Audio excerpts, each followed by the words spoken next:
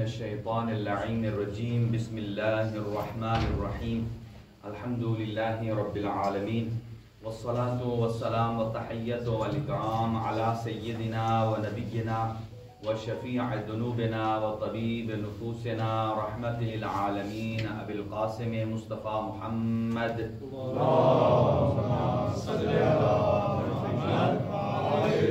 وعلى أهل بيته الطيبين الطاهرين المعصومين المنتخبين المنتجبين لا سيما على بقية الله الأعظم روحي وأرواح العالمين لتراب مقدمه الفداء عجل الله تعالى فرجه الشريف وسهل الله تعالى مخرجه الشريف ولعنة الله على أعدائهم أجمعين من يومنا هذا إلى قيام يوم الدين.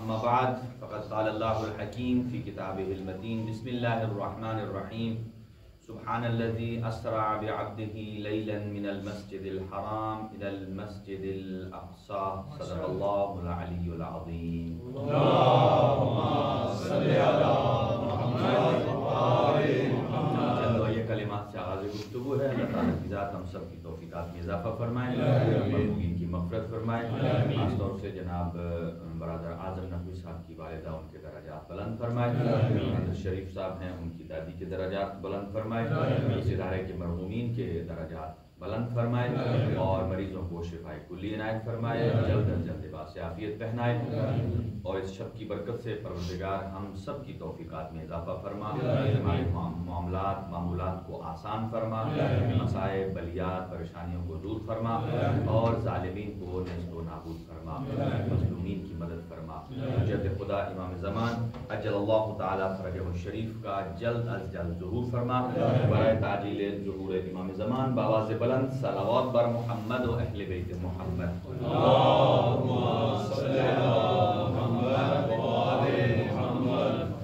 اور اپنے اپنے تمام مریضوں کی شفا یابی کے لیے اور خاص طور سے برادر عقیل صاحب کا بیٹا مریض ہے، ان کی شفا یابی کے لیے بآواز بلند صلوات بر محمد و اہل بیت محمد. اللہم صلی علی محمد و آل محمد. محترم ناظرین اور سامعین، 27 رجب المرجب انتہائی اہمیت کا حامل ہے.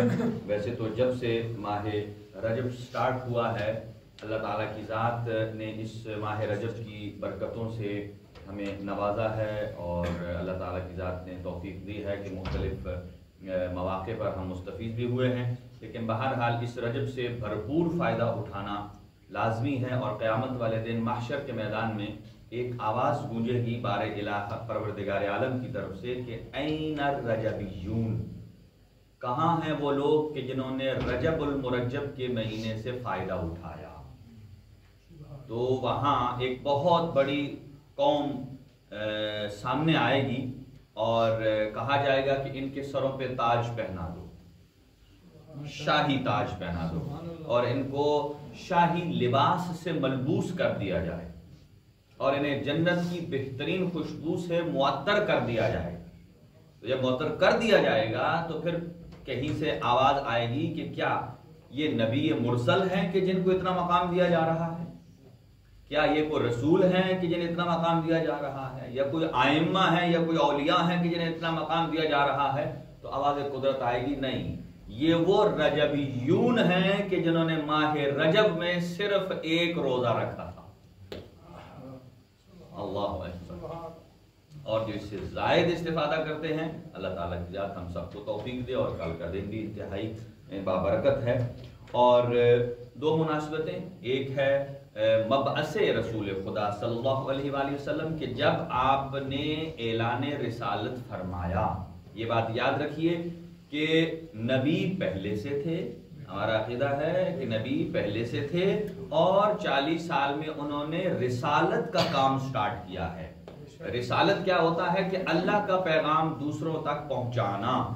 نبی کا معنی ہوتا ہے کہ اللہ تعالیٰ سے اخبار غیب کو لینا، اور رسول ارسل یرسل کا معنی ہوتا ہے دوسروں تک پہنچانا. اسی لیے انبیاء کتنے ہیں؟ ان کی تعداد زیادہ ہے، 1,24,000. اور رسول کتنے ہیں؟ سارے کے سارے نبی رسول نہیں ہیں، ان میں سے سلیکٹیو رسول ہے وہ ہے 313. اس کا مطلب یہ ہے 1,24,000 میں سے 313 کو اللہ نے یہ ذمہ داری عطا کی ہے کہ وہ نبوت کا پیغام امت تک ارسال کریں، ان تک پہنچائیں۔ باقی نبی جو تھے وہ اپنے عمل سے دوسروں کو سمجھاتے تھے۔ ایک وقت میں ایک سے زائد نبی بھی تھے اور وہ اللہ تعالیٰ کی ذات سے پیغامات لیتے تھے اور ان کو عملی میدان میں پھیلاتے تھے۔ لوگ ان سے متاثر ہو کر دائرہ اسلام میں داخل ہوتے تھے، توحید کی طرف آتے تھے۔ ان کے اوپر بتانا لازمی نہیں ہوتا۔ اب دیکھیں رسالت کتنا اہم اور لازمی ہے کہ اسی عہدہ رسالت کو خطاب کر کے اللہ تعالیٰ کی ذات نے 18 ذی الحج کو فرمایا یا ایھا الرسول بلغ ما انزل الیک۔ یہ نہیں کہا اے نبی، عہدہ نبوت سے یاد نہیں کیا۔ عہدہ نبوت کے لیے لازمی نہیں ہے کہ وہ کسی کو خبر پہنچائیں، لیکن رسول کے لیے لازم ہے کہ وہ اس بات کو لوگوں تک پہنچائیں۔ اسی لیے اللہ نے عہدہ رسالت کے ساتھ فرمایا اے میرے رسول آپ یہ پیغام پہنچائیں۔ یعنی رسالت کی ذمہ داریوں میں سے ایک ذمہ داری یہ ہے کہ امت تک پیغام کو کنوے کرنا ہے۔ لہذا بعثت بھی ہے، اور بعثت کے بارے میں 2-3 باتیں عرض کر کے جلدی جاؤں گا، ٹائم ہمارے پاس لیمیٹڈ ہے۔ اور معراج سے متعلق بھی بہت ساری گفتگو ہے، اور اس کے بھی سفروں کو ڈیوائیڈ کیا گیا ہے، پھر کون کون سے واقعات پیش آئے ہیں، ان میں سے کون سے فضائل کے واقعات ہیں، کون سے ہماری زندگی کو تبدیل کرنے والے واقعات ہیں کہ ہم اس سے معراج سے کیا مقصد لے سکتے ہیں۔ کیونکہ معراج کا ایک جب لفظ آتا ہے تو لوگ سمجھتے ہیں کہ اب ہم نے زمین پر نہیں بیٹھنا ہمارا کوئی ایسا جیٹ ہے کہ جس پر ہم سوار ہو گئے، بس وہ زمین پر نہیں اترے گا، اب یہ اوپر ہی جائے گا۔ البتہ یہ بات طے شدہ ہے کہ اللہ تعالیٰ کی ذات نے ائمہ ہدیٰ کے ناموں کو بھی اسماء الہیہ، اسماء حسنہ کہا ہے، جن کے پاس کما حقہ ان کے ناموں کا راز آ گیا ہے، پھر وہ زمین پر نہیں بیٹھتا ہے، وہ طی الارض ہو جاتا ہے۔ لہذا بعثت یعنی آپ نے اعلان رسالت فرمایا، اور پھر غار حرا میں آپ پر پہلی وحی نازل ہوئی۔ آج بھی آپ دیکھ لیجئے جو افراد جاتے ہیں یہاں سے بڑے جوش جذبے کے ساتھ جاتے ہیں، ہم غار حرا اوپر جائیں گے، ادھر جانا آسان کام نہیں ہے، کم از کم 3.5 گھنٹے لگتے ہیں، اور وہ پہاڑی بھی ایسے نہیں ہے کہ ایسے ترچھی ہو، وہ ایسے سیدھی اوپر کی طرف ہے۔ عاشقان رسول جاتے ہیں، کئی تو دور سے دیکھ کر کہتے ہیں، گاڑی والے کو کہتا ہے نا اگر آپ کو جانا ہے تو 3.5 گھنٹے جانے کو لگیں گے، 3.5 گھنٹے آنے کو، وہاں آپ تھوڑا سٹے بھی کریں گے، تو 7-8 گھنٹے میں یہیں کھڑا رہتا ہوں۔ وہ جب ٹیکسی کا کرایہ دیکھتے ہیں وہ کہتے ہیں بس ٹھیک ہے، ہم اگلی دفعہ آئیں گے تو جائیں گے۔ لہذا جو عاشقان رسول ہیں 3.5 گھنٹے، اور وہ بھی بالکل سٹیٹ اوپر جائیں، اور وہاں مقام ہے کہ جہاں حضور سرور کائنات مسلسل عبادت کیا کرتے تھے۔ یہ بات میں عرض کروں آپ کی خدمت میں کہ سرکار دو عالم وحی کی آمد اور وحی کی نزول سے پہلے بھی نماز پڑھتے تھے۔ آپ کہیں گے وہ کیسے؟ آئیے قرآن مجید میں جو پہلی سورت نازل ہوئی ہے اسے کیا کہتے ہیں؟ سورہ علق، اور اس علق کا میں آپ ترجمہ دیتا ہوں کہ ارشاد خداوندی ہے کہ اقرا باسم ربک الذی خلق، یہ پہلی وحی نازل ہوئی ہے کہ آپ اس رب کے نام سے پڑھیے جس نے آپ کو خلق کیا ہے، اور پھر خلق الانسان من علق کہ اللہ نے انسان کو ایک لوتھڑے سے پیدا کیا ہے۔ اقرا وربک الاکرم، اور اپنے اس رب کے نام سے پڑھیے جو کریم ہے۔ یہ وحی الہی ہے جو حضرت رسول خدا صلی اللہ علیہ وسلم پر ہو رہی ہے۔ الذی علم بالقلم، کہ جس نے قلم کے ذریعے لوگوں کو تعلیم دی۔ اسی لیے کئی لوگ آج جو ہے نا وہ کہتے ہیں ٹھیک ہے فلاں بات ہے مجھے یاد رہتی ہے۔ حضور نے اپنے زمانے میں بھی فرمایا کہ آپ قید العلم بالقلم، اپنے علم کو قلم کے ساتھ قید کرو۔ سبحان اللہ۔ اس لیے کہ چیزیں بھول جاتی ہیں، اسی لیے آپ نے دیکھا ہوگا کہ مختلف افراد جو ہیں اپنے روز کی ڈائری مینٹین کرتے ہیں، اپنے ایونٹس لکھتے ہیں، ان کو یاد رہتا ہے باقاعدہ۔ اور علم بالقلم علم الانسان ما لم يعلم، اور آگے قرآن فرماتا ہے کہ کیا آپ نے اسے نہیں دیکھا کہ لوگ جو بے نیاز ہو جاتے ہیں، جب اپنا تھوڑا سا مال ثروت آتی ہے تو جب لوگوں سے بے نیاز ہو جاتے ہیں تو وہ خیال کرتے ہیں کہ ہم خدا سے بھی بے نیاز ہو گئے ہیں۔ اور آگے چل کر اللہ تعالیٰ کی ذات ارشاد فرماتی ہے کہ انہوں نے رب کی طرف ہی پلٹ کر جانا ہے۔ اَرَأَيْتَ الَّذِي يَنْهَا عَبْدًا إِذَا صَلَّى، کیا آپ نے دیکھا ایسے بندے کو کہ جو ایک نماز پڑھتا ہے اور دوسرا اسے نماز پڑھنے سے روکتا ہے؟ پہلی وحی میں یہ باتیں ہو رہی ہیں کہ کیا آپ نے ایسے آدمی کو دیکھا کہ جو نماز پڑھتا ہے اور دوسرا اس کو روکتا ہے؟ تو کون روکنے والا تھا اور کون پڑھنے والا تھا؟ نزول وحی سے پہلے اگر کوئی گھر جہاں نماز ہوتی تھی تو امیر کائنات فرماتے ہیں کہ وہ صرف ایک ہی گھر تھا سرکار دو عالم کا جہاں وہ نماز پڑھاتے تھے، میں اور خدیجہ ان کے پیچھے نماز پڑھتے تھے، پڑھنے والا۔ اور روکتا کون تھا؟ ابو جہل روکتا تھا۔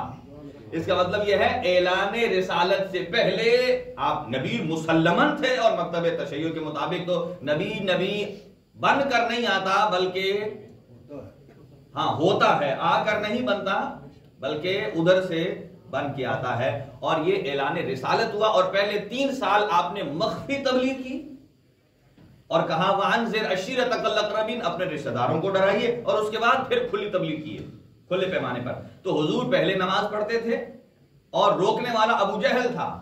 خیر ان لوگوں کا، جہاں ابو جہل رہتا تھا، ان لوگوں کے گرد و نواح لوگوں کا ایک کام اچھا یہ ہے کہ باقی آثار تو انہوں نے مٹا دیے ہیں، لیکن جو ابو جہل کا گھر تھا وہ باقی رکھا ہوا۔ لیکن جو اچھا کام انہوں نے یہ کیا ہے کہ ابو جہل کے گھر کی جگہ انہوں نے ٹوائلٹ بنایا ہے۔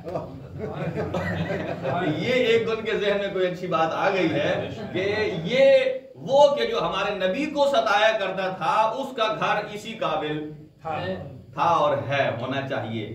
لہذا امیر المؤمنین فرماتے ہیں جب پہلی وحی نازل ہوئی، یہ بات یاد رکھیے کہ اللہ کے نبی ہیں، کوئی چھوٹے سے چھوٹا نبی بھی اگر نبی بننے جا رہا ہو تو وہ کسی غیر نبی سے نہیں پوچھتا بتا میں نبی ہوں یا نہیں، ٹھیک ہے؟ تو یہ سید الانبیاء ہے۔ کتنی توہین ہے، کہا کرتے ہیں کہ ورقہ بن نوفل کے پاس گئے، نہ قطعا نہیں۔ اب نہج البلاغہ کھولیے، نہج البلاغہ میں بہت سارے خطبات ہیں امیر المؤمنین کے، جو سب سے طویل اور لمبا خطبہ ہے اسے کہتے ہیں خطبہ قاصعہ، جس میں امیر المومنین نے خود بیان فرمایا، کہا جب پہلی وحی نازل ہوئی تو میں نبی کے ساتھ غار میں موجود تھا،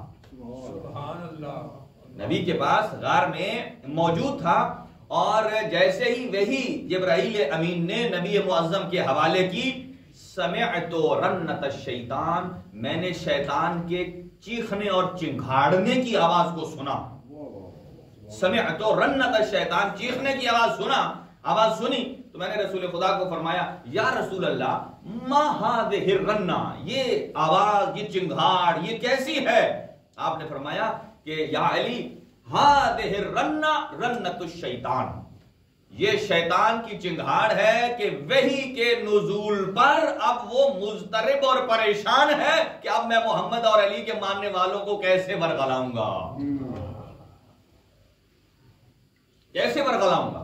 اور پھر آپ نے ارشاد فرمایا، امیر المومنین خود فرماتے ہیں کہ جب میں پیدا ہوا نبی مجھے اپنے پاس سلاتے تھے، اپنے پاس بیٹھاتے تھے، اور اپنے بدن کو میرے بدن سے مس کرتے تھے، اور غذا کو اپنے منہ میں چبا کر میرے منہ میں دیا کرتے تھے، اور ایسے دیتے تھے کہ جیسے پرندہ اپنے بچے کو چونچ سے بغیر تغیر و تبدل کے خوراک دیتا ہے، ایسے ہی نبی معظم مجھے خوراک دیا کرتے تھے۔ دیکھیں باقی جانوروں میں اور پرندے میں فرق ہے، باقی جانور اس خوراک کو چبا کر باریک کرتے ہیں پھر دیتے ہیں، اس لیے کہ اس کا سٹومک اور میدا اتنا نہیں ہے کہ اس ہیوی غذا کو چبا سکے، لیکن پرندہ کیا کرتا ہے، وہ جتنا کیڑا جو غذا لیتا ہے پوری کی پوری منتقل کرتا ہے۔ کہا یہ مجھ میں اور اصحاب میں یہ فرق ہے، اصحاب کو چبا چبا چبا کے اتنا باریک کر کے دینا پڑتا تھا کہ ان کا اذہان، ان کے اذہان اور ان کا معدہ عقل برداشت کر سکے، جبکہ اللہ کے نبی نے مجھے ویسے ہی عطا فرمایا جیسے آتا تھا، ویسے ہی عطا فرماتے تھے۔ اور پھر جو لاسٹ جملہ آپ نے ارشاد فرمایا، آگے خطبہ تو طولانی ہے، آپ نے فرمایا جب میں نے یہ آواز سنی اور نبی معظم کو بتائی تو آپ نے ارشاد فرمایا یا علی انت تسمع ما اسمع انت ترى ما ارى ولكن انت لست بنبی انت بوزیر، اے علی تو وہی سنتا ہے جو میں سنتا ہوں، تو وہ دیکھتا ہے جو میں دیکھتا ہوں، فرق یہ ہے کہ آپ اللہ کے نبی نہیں ہیں بلکہ مجھ محمد کے وزیر ہیں، محمد کے وزیر ہیں۔ تو ایک مناسبت یہ ہے، اس پر بہت ساری گفتگو ہو سکتی ہے، کون سی آیات آئیں اس کے بعد کیا ہوا، بہرحال اس پر عقیدے کے اعتبار سے بھی، اور دوسرا ہے سورہ مبارکہ اسراء، جسے ہم معراج بولتے ہیں، اور یہ سورہ مبارکہ اسراء، اس کو سورہ بنی اسرائیل بھی کہا جاتا ہے اور سورہ معراج بھی بعض جگہوں پہ کہا جاتا ہے، اور سورہ سبحان بھی کہا جاتا ہے۔ اس طرح ہر سورتوں کے نام کی بھی ایک وجہ تسمیہ ہے کہ سورتوں کو نام کیسے دیے جاتے ہیں۔ جیسے سورہ الحمد کو سورہ الحمد کیوں کہتے ہیں؟ اس کے سٹارٹ میں لفظ ہے الحمد۔ سورہ مریم کو مریم کیوں کہتے ہیں؟ اگرچہ اس کا آغاز لفظ مریم سے نہیں ہے، چونکہ اس کے اندر جو لب لباب قصہ اور سٹوری اور کردار ہے وہ حضرت مریم کا ہے۔ سورہ بقرہ کو بقرہ کیوں کہتے ہیں؟ سب سے بڑی سورہ ہے، اس کا سٹارٹ سورہ بقرہ سے نہیں ہے، الف لام میم ذالک الکتاب سے۔ بقرہ کیوں کہتے ہیں؟ پوری کی پوری سورت جس کے گرد گھوم رہی ہے وہ بنی اسرائیل کی گائے ہے، بقرہ۔ اسی طرح سورہ عنکبوت، اس کے اندر مکڑی کا ذکر ہے۔ سورہ محمد صلی اللہ علیہ وسلم،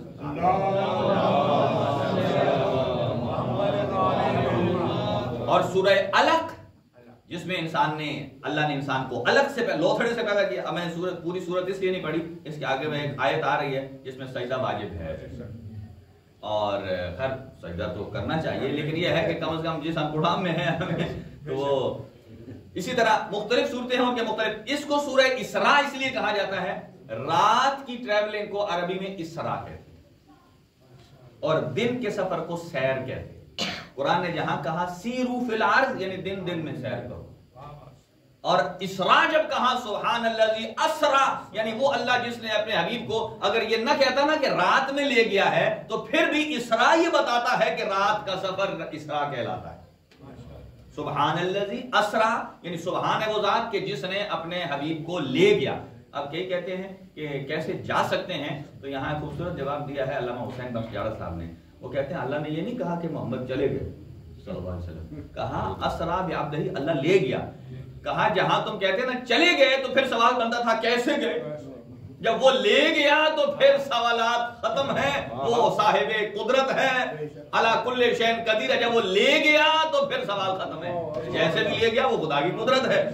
اور پھر یہاں آئنسٹائن کا ایک نظریہ پیش کرتے ہیں شیخ محسن علی نجفی، اللہ تعالیٰ کی ذات ان کی قبر پہ جناب اپنی رحمت نازل کرے، حال ہی میں ان کی وفات ہوئی ہے، اور انہوں نے تفسیر کوثر لکھی ہے، اور بہت ہی خوبصورت الفاظ میں اس وقت کی جو جدید سائنس کے ساتھ مطابقت رکھنے والی اردو کی اگر کوئی تفسیر ہے تو وہ تفسیر کوثر ہے۔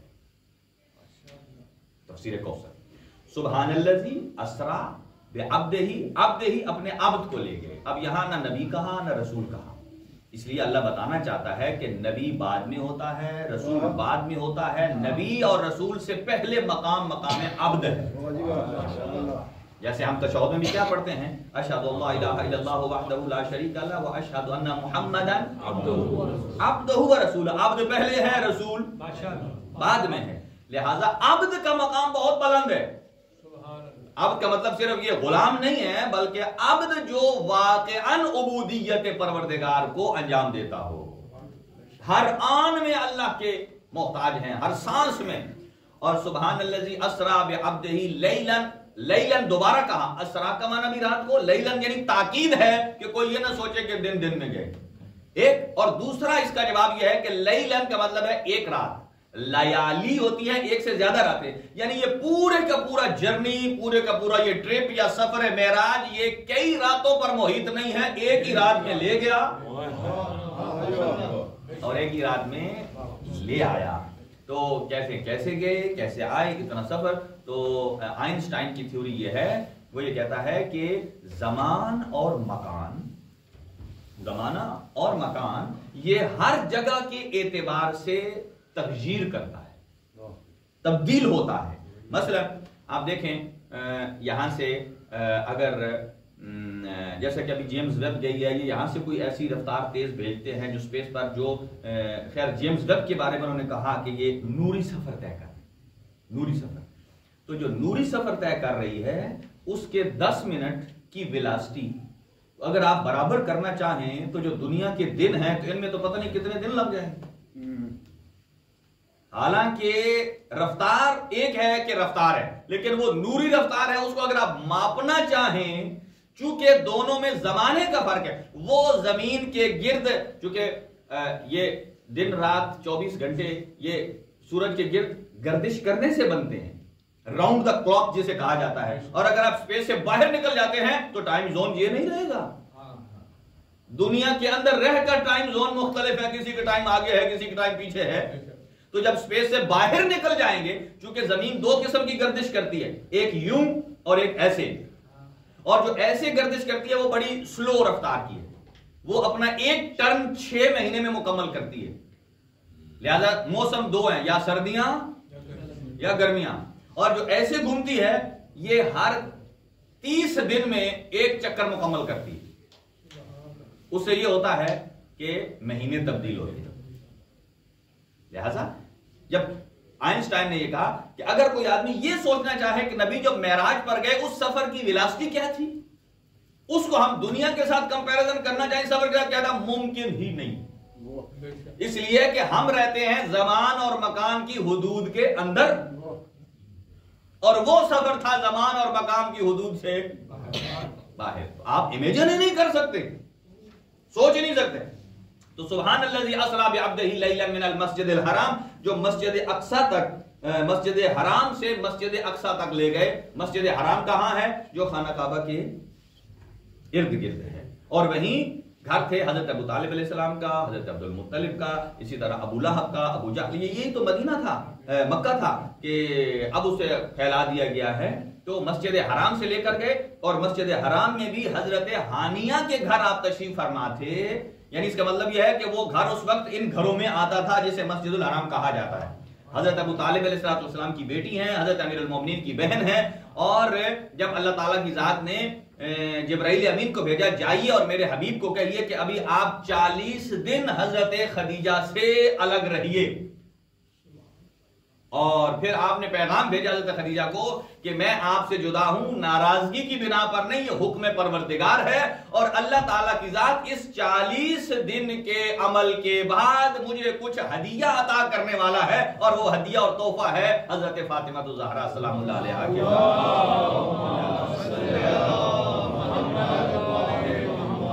لہذا مسجد الحرام سے گئے. اس کے 3 علماء نے بیان کیا ہے، ایک مسجد الحرام سے مسجد الاقصی تک، اور مسجد اقصی سے سدرۃ المنتہی یا اس سے آگے.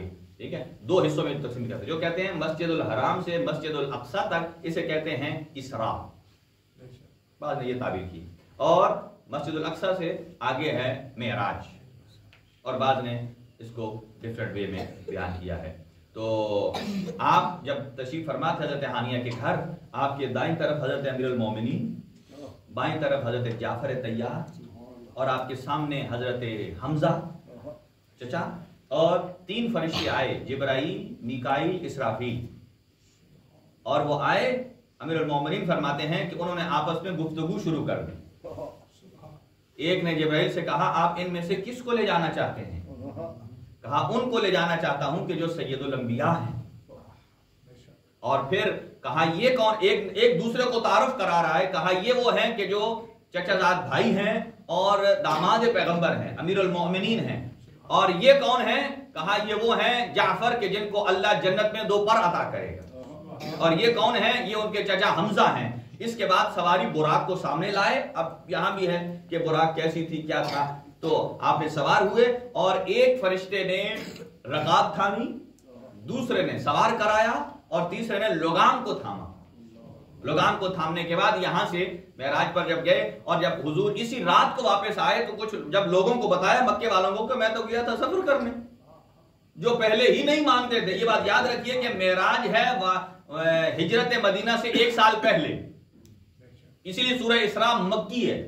اور مکی صورتوں کا مزاج یہ ہے کہ ان میں توحید خدا کو بیان کیا جاتا ہے، شرک کی نفی کی جاتی ہے، معاد کو بیان کیا جاتا ہے. جتنے احکامات فروعات دین ہیں وہ مدینہ میں ہجرت کے بعد نازل ہوئے ہیں. تو مکی صورتوں کا مزاج الگ ہے. تو اس ٹائم ابو سفیان مسلمان نہیں ہوا تھا، اس لیے کہ ابو سفیان اور اس کا بیٹا یہ سب فتح مکہ کے بعد مسلمان ہوئے ہیں. اس کا مطلب یہ ہے کہ وہ حالت اسلام پر نہیں تھے. اور ہجرت مدینہ سے پہلے، اور حضور کی جو شادی ہوئی ہے خلیفہ اول کی بیٹی سے، وہ بھی مدینہ میں ہوئی ہے، مکہ میں نہیں ہوئی. یہاں جو روایت کوٹ کرتے ہیں حضرت عائشہ سے، ان کی علم میں کمی ہے یا ان کی تحقیق صحیح نہیں ہے. یہ حضور سرور کائنات صلی اللہ علیہ وسلم پر سراسر تہمت ہے. یہ معراج ہوئی ہے مکہ میں اور آپ کی شادی جو ہوئی ہے وہ مدینہ میں ہوئی ہے. لہذا اور جلدی عرض کر رہا ہوں آپ کی خدمت میں. اور جب یہاں سفر معراج پر گئے اور واپس آئے تو لوگوں کو بتایا کہ میں تو معراج پر گیا تھا. انہوں نے تو ماننے سے انکار کر دیا. جن میں سر فہرست ابو سفیان تھا. کہا جب میں واپس آ رہا تھا تو وہاں سے ہماری جب براق گزری تو کہا میں جب بیت المقدس سے واپس آ رہا تھا تو وہاں سے ایک قافلہ بھی گزرا جو ابو سفیان کا قافلہ تھا. اتنے اونٹ تھے, ان کے اوپر اتنا بھار لدا ہوا تھا. اور جیسے ہی براق تیز رفتاری سے گزری ہے, یہاں دیکھیں اگر چھوٹا سا موٹر سائیکل یا کوئی چھوٹی گاڑی بھی بڑے جو کتنا 24 ویلر ٹرالر ہوتا ہے اس کے پاس سے گزرے تو ایک مرتبہ آپ کی گاڑی ایسے کرتی ہے, اور جہاں سے براق گزرے تو ابو سفیان کا اونٹ نہیں ایسے کرے گا. کہا وہ ایسے امبیلنس ہوا اور ایک کا سامان گر گیا, ایک کی ٹانگ ٹوٹ گئی. اور بتایا کتنے غلام تھے, کیا سامان تھا. انہوں نے کہا کہ اچھا یہ باتیں تھی. کہا یہ قافلہ وہاں سے آ رہا ہے اور فلاں دن صبح میں مکہ میں وارد ہوگا. لہذا وہ سارے استقبال کے لیے کہ مانتے نہیں تھے, جیسے ہی اس صبح دیکھا انہوں نے کہ وہ مکہ میں وارد ہوا ہے, انہوں نے کہا واقعاً مصطفیٰ معراج پر گئے. لہذا آپ یہاں سے گئے, اس کی طول و تفصیل بھی ہے. اور مسجد الحرام سے اسی لیے تو کہا جاتا ہے کہ حضرت ابو طالب ہی کا گھر تھا, حضرت ہانیہ کا, کہ قرآن کہتا ہے سبحان الذی اسری بعبدہ لیلا من المسجد الحرام, کہ اللہ اپنے بندے کو لے گیا مسجد حرام سے. مسجد اسے کہتے ہیں جہاں آپ سجدہ کرتے ہیں, یعنی جہاں آپ کے ساتھ اعضاء زمین پر ٹکتے ہیں اسے کیا کہا جاتا ہے؟ مسجد. لہذا اس کو مسجد کہتے ہیں. اور اللہ کہتا ہے مسجد الحرام سے لے گیا مسجد الاقصی, جبکہ حضور ایکچولی تھے کہاں؟ حضرت ابو طالب کے گھر. گویا اللہ ابو طالب کے گھر کو مسجد کا درجہ دے رہا ہے, اور آپ حضرت ابو طالب کا کلمہ ڈھونڈ رہے ہیں. یہاں کوئی بغیر کلمے والا مسجد میں آتا ہے؟ لہٰذا یہ باتیں بیچ میں آتی ہیں بہت ساری. آپ سفر معراج یہاں سے مسجد الاقصی گئے, وہاں آپ نے نماز پڑھائی.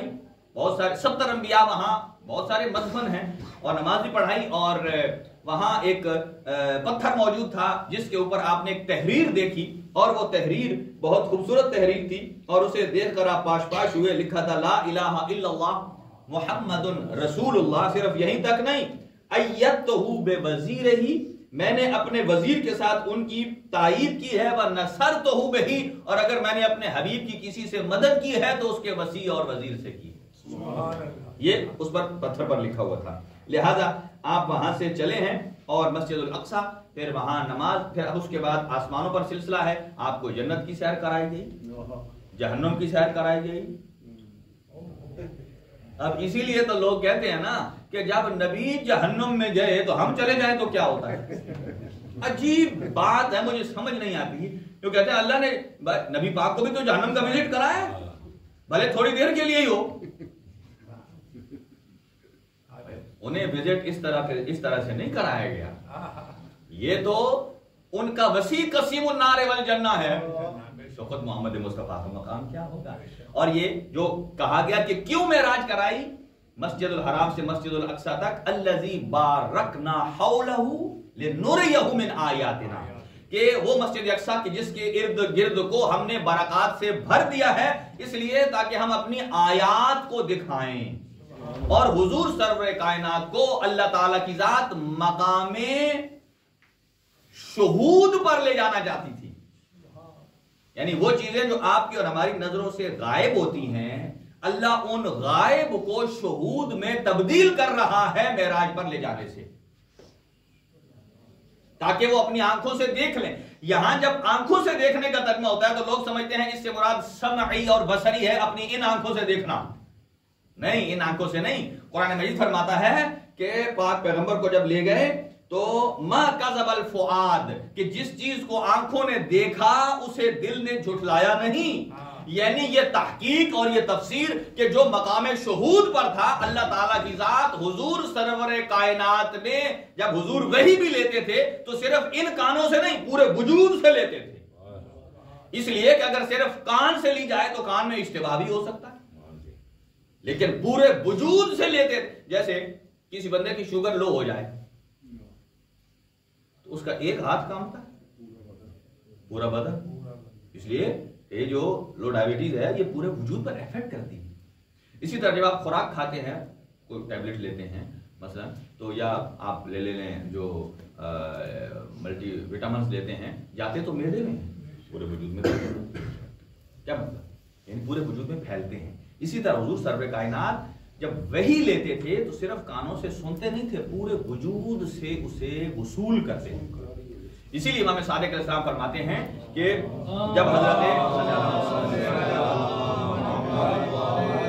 کہ حضور سرور کائنات پر جب وحی آتی تھی تو دو کیفیات ہوتی تھی، ایک نارمل اور ایک میں آپ کے وجود سے پسینہ آتا تھا،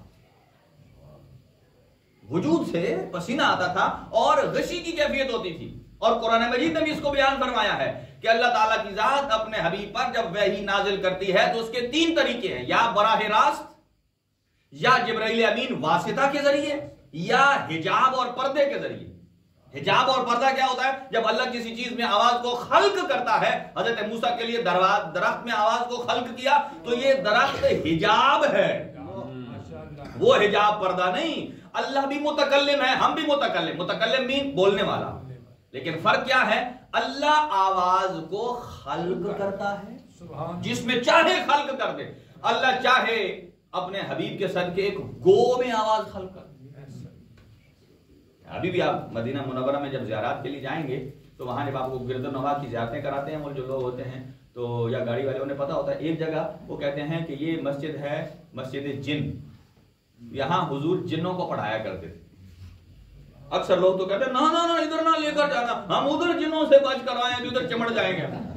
یعنی ہمارے بڑے صغیر پاک و ہند میں یہ جنات کا چکر صرف ادھر ہی ہے. جن ٹونا اسے نکالو، اور اسی نام پر بہت ساری برائیاں ہوتی ہیں. آپ اتنے عرصے سے ہیں پاکستانی، یہاں رہتے ہیں، یہاں کسی جن کو دیکھو کبھی جن چمڑا ہے. اچھا مجھے یہ بتائیں، جن افضل ہے یا انسان؟ انسان. قرآن مجید فرماتا ہے سخر لکم ما فی الارض، اے آدمی، اے انسان، اے اولاد آدم، میں نے تمہارے لیے کائنات کو مسخر کیا ہے. اور کائنات میں جن نہیں آتا. جنوں کو انسان قابو کر لیں، مجھے بتایا کہ جس آدمی کو جن قابو کر لے تو آدمی تڑپتا ہے، تو جس جن کو انسان قابو کر لے اور پھر اسے غلط کام کروائے، یہ اکثر و بیشتر یہ جناب صرف دھوکہ دہی ہوتی ہے. ہاں جی وہ کہتے ہیں کسی بندے کو تھوڑا جن ہے، وہ کہتے ہیں ہم کر کے چیک کر کے بتا دیں. کوئی ایسا فارمولا نہیں ہے میرے دوستو جنوں کو چیک کرنے کا کہ آپ اس کو تھرمامیٹر لگائیں پتہ چل جائے اس میں اتنے % آیا اتنے % نہیں آیا. ہاں جی یہ سب ڈرامے بازی ہے. اور آپ جب معراج پر تشریف لے گئے اور معصوم ارشاد فرماتے ہیں کہ یہ سورہ بنی اسرائیل جو ہے، من قرأ سورۃ بنی اسرائیل فی کل لیلۃ الجمعہ، جو آدمی ہر شب جمعہ کو سورہ بنی اسرائیل کی تلاوت کرتا ہے تب تک نہیں مرے گا جب تک حجت خدا ظہور نہیں کرے. آواز بلند صلوات.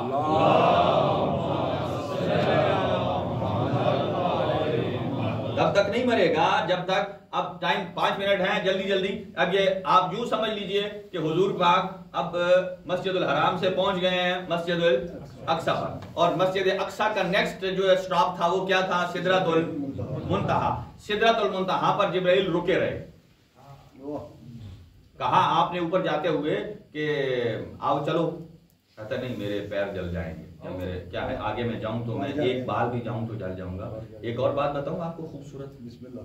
آج آپ نے معراج میں سنا ہے نا کہ جب حضور معراج پر گئے اور سورہ نجم قرآن مجید کا 53 نمبر سورہ ہے کہ جب دنا فتدلا فکان قاب قوسین او ادنی، اب اتنا وقت نہیں ہے، جب حضور وہاں پہنچے تو اللہ تعالیٰ کی ذات سے جو ہم کلام ہوئے، اللہ نے گفتگو کی. آپ کو پتا ہے اللہ تعالیٰ کی ذات تو خود بولتی نہیں ہے، بولنے کے لیے منہ چاہیے، منہ میں جبڑا چاہیے، زبان چاہیے، اور اللہ کا جسم ہے نہیں، جسم و جسمانیات سے مبرہ ہے. لہذا اللہ جب بولتا ہے تو کسی کے لہجے کو خلق کرتا ہے.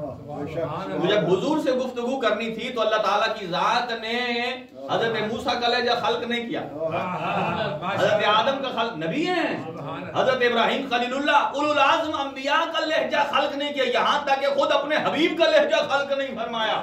کس کا لہجہ خلق فرمایا؟ امیر المومنین کا، امیر المومنین کا لہجہ خلق. اور یہاں اہل سنت کی کتاب ہے ینابیع المودت، یہ اس کی روایت میں کوٹ کر رہا ہوں کہ وہ یہ کہتے ہیں کہ جب اللہ نے علی ابن ابی طالب کا لہجہ خلق فرمایا، حضور سے گفتگو کی، تو حضور نے فرمایا یا اللہ یہ لہجہ تو میرے بھائی علی کا ہی تھا۔ آواز قدرت آئی، میں نے اس لیے اس لہجے کو خلق کیا کہ آپ سے گفتگو کرنے سے پہلے میں نے آپ کے دل میں جھانک کر دیکھا ہے کہ میرا حبیب کس کی محبت دل میں زیادہ رکھتا ہے۔ جب میں نے آپ کے دل میں جھانکا تو آپ کے دل میں سوائے علی کے کسی کی محبت نہ تھی۔ میں نے بھی لہجہ علی اس لیے خلق کیا ہے تاکہ میرا حبیب مطمئن ہو جائے۔ سبحان اللہ، نعرہ حیدری۔ اب یہاں تک پہنچے، اچھا سدرۃ المنتہا تک رکے تو ایک اور جو خوبصورت بات بتانا چاہتا تھا، لہجہ کس کا خلق فرمایا؟ یہ بات پلے باندھ لیں، اپنے بچوں کو بتائیں کہ اللہ نے جس لہجے میں گفتگو کی ہے وہ صرف مولا علی تھے اور کوئی نہیں تھا۔ ابھی لوگوں نے کہنا شروع کر دیا ہے کہ حضرت علی کے علاوہ کسی اور کے لہجے میں اللہ نے آواز کو خلق کیا۔ چلے اور زیادہ گفتگو نہیں کرتا، اتنا ان سے کہتا ہوں کہ نقل کے لیے بھی عقل چاہیے، نقل کے لیے بھی عقل چاہیے، ہوش چاہیے۔ بھائی اگر آپ کوئی ایسی فضیلت، باقی فضیلتیں زمین والی تو آپ نے بیان کر لی، یہ بھی ہم میں آ گئے، یہ بھی ہم میں آ گئی، وہ بیان کر لی، یاد رکھیے وہ مقام ہے جو مقام دنو ہے، دنا فتدلہ۔ اس لیے کہ حضرت جبرائیل کو جب کہا میرے ساتھ چلو، انہوں نے کیا کہا سدرۃ المنتہا سے کہ میں ایک قدم بھی جاؤں تو میرے پر جل جائیں گے۔ مجھے بتاؤ کہ جہاں جبرائیل امین جائے تو پر جل جائیں، اور اگر کوئی اور چلا جائے تو ان کا کیا رہے گا؟ مجھے بتائیے۔ یعنی اس کا مطلب یہ ہے کہ وہ تو پھر جانے سے پہلے خود اپنا کام تمام کر لیا، انہوں نے آگ میں کودنے کے مترادف ہے۔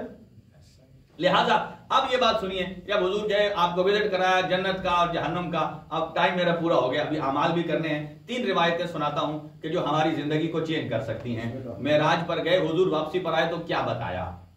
کہا کہ اللہ نے جب مجھے سیر کرائی جنت کی بھی جہنم کی بھی، اور جب ایک جگہ میں گیا تو 7ویں آسمان پر جب نکلے، چوتھے سے نکلے، چوتھے پر ہے بیت معمور، جہاں خانہ کعبہ ہے زمین پر، بالکل اسی کے محاذی یعنی بالکل اسی کے اوپر چوتھے آسمان پر ہے بیت معمور، جس پہ ملائکہ حج بھی کرتے ہیں، اسی کی طرف منہ کر کے نماز بھی پڑھتے ہیں۔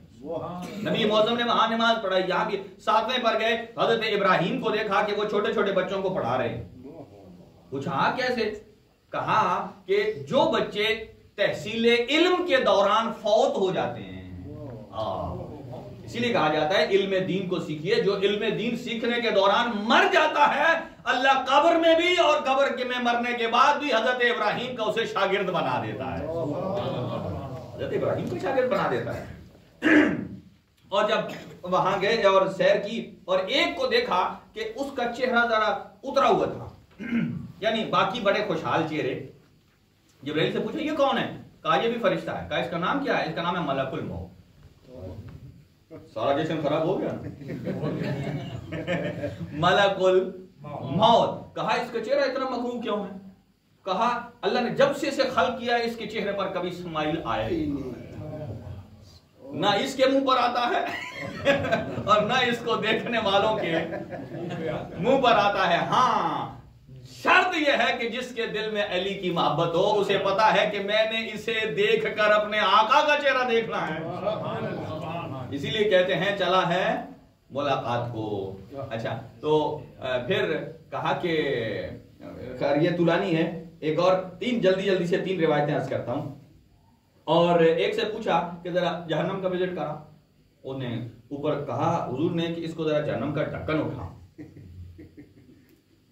ڈھکن اٹھایا جہنم کا، جب ڈھکن اٹھایا تو شعلہ بھر آگ اٹھی نکلی، اور پھر حضور نے دیکھا ایک آواز آئی ہے جیسے کہ کوئی چیز کسی گڑھے میں گرتی ہے، جا کر گھرام کی آواز آئی۔ حضور نے جبرائیل سے پوچھا اس سے پوچھو یہ کیا ہے؟ کہا یہ اتنی گہری ہے کہ آج سے 70,000 سال پہلے ایک پتھر اس کے کنارے سے گرایا گیا تھا، اب وہ اس کی تہہ تک پہنچا۔ اللہ ایک روایت ہوگی، دوسری سنیں۔ آگے جب گئے تو کیا دیکھا؟ ایک آدمی اس کے اوپر مال ڈالا جا رہا ہے، بوجھ جیسے اونٹ پہ بوجھ ڈالتے ہیں نا، ڈالا جا رہا ہے، وہ چیخ رہا ہے ڈالا جا، اور وہ چیختا جا رہا ہے، وہ بالکل نیچے غلط ہوتا چلا جا رہا ہے، اوپر سے ڈالے جا رہے ہیں۔ آپ نے کہا اس پر ایسا کیوں ہو رہا ہے؟ کہا یہ اس نے خود اپنے اوپر بوجھ ڈلوایا ہے۔ کہا کیسے؟ کہا یہ وہ آدمی ہے کہ جو دنیا میں لوگوں سے قرض لیتا تھا پھر واپس نہیں کرتا تھا، دوسرے کے پاس گیا قرض لیا پھر واپس نہیں کیا، اب اللہ تعالیٰ کی ذات ان کا بوجھ اس کے اوپر ڈالے جا رہا ہے۔ آخری روایت سنیے، کہا کچھ ایسے لوگ جو حضور سرور کائنات نے دیکھے اس وزٹ کے دوران کہ یہ ہوتی ہے ہنسلی کی ہڈی، یہ شولڈر اور گردن کے نیک کے درمیان یہ ہڈی سے ہنسلی کہا جاتا ہے۔ کہا یہاں جیسے آپ نے کسائی کی دکان پر جاتے ہیں وہ بڑے بڑے کنڈے ہوتے ہیں گوشت کو ڈالتے ہیں، وہ ادھر سے ڈلے ہوئے تھے، ایک ادھر اور ایک ادھر، اور دونوں جناب لٹک رہے ہیں۔ اللہ اکبر! حضور سرور کائنات نے پوچھا ہے جبرائیل یہ کس جرم کی سزا ہے؟ یہ اس لیے تھا کہ جو اپنی آنکھوں سے دیکھ کر حضور آئے ہیں لوگوں کو بتائیں اس جرم کی یہ سزا ہے۔ فرمایا یہ وہ آدمی ہے کہ جسے اللہ نے رزق حلال دیا تھا، اس نے رزق حلال کو چھوڑ کر رزق حرام کا راستہ اختیار کیا۔ اللہ! اور آگے جب گئے تو کیا دیکھا؟ ایک قسم کی قوم ہے جن کی زبان بہت لمبی ہے اور ان کی زبان کو کاٹا جا رہا ہے، ان کو بھوک لگ رہی ہے، زبان کو کاٹ کر ان کے منہ میں دیا جا رہا ہے کھاؤ۔ وہ زبان اور لمبی ہوتی ہے، پھر کاٹتے ہیں، پھر اندر ڈالتے ہیں، کھاتا جا رہا ہے، کھاتا اپنی زبان کو کھاتا جا رہا ہے۔ کہا یہ کون لوگ ہیں؟ کہا یہ وہ لوگ ہیں کہ صبح گھر سے نکلتے تھے تو چغل خوری شروع کرتے تھے، شام تک لوگوں کی غیبت، تانے بازی، یہ کام کرتے تھے۔ اور خیر طولانی ہے، ٹائم تمام ہے، دعا ہے اللہ تعالیٰ کی ذات بحق محمد و اہل بیت محمد ہم سب کو دین مبین اسلام پر حقیقی معنوں میں عمل پیرا ہونے کی توفیق عنایت فرما۔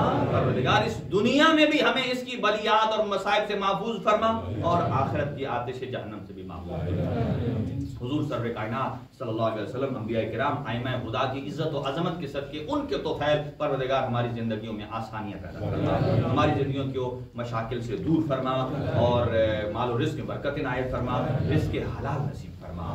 پروردگار ہماری صفوں میں اتفاق و اتحاد عطا فرما، شر شیطان سے محفوظ فرما، اس ادارے کو دن دوگنی رات چوگنی ترقی عنایت فرما اور پروردگار قرآن اور اہل بیت کے دامن کو تھامنے کی توفیق عطا فرما، واجبات پر عمل کرنے اور حرام کاموں سے بچنے کی توفیق نصیب فرما، خود بھی اور اپنی اولاد کو بھی رزق حلال کھلانے کی توفیق نصیب فرما، امام زمان کے ظہور میں تعجیل فرما۔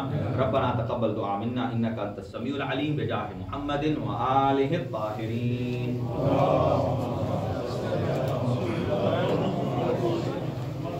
ابھی جو مومنین اور مومنات سن رہے ہیں، ابھی شب 27 کے تھوڑے سے اعمال ہیں اور وہ زیادہ دیر نہیں لگے گی اور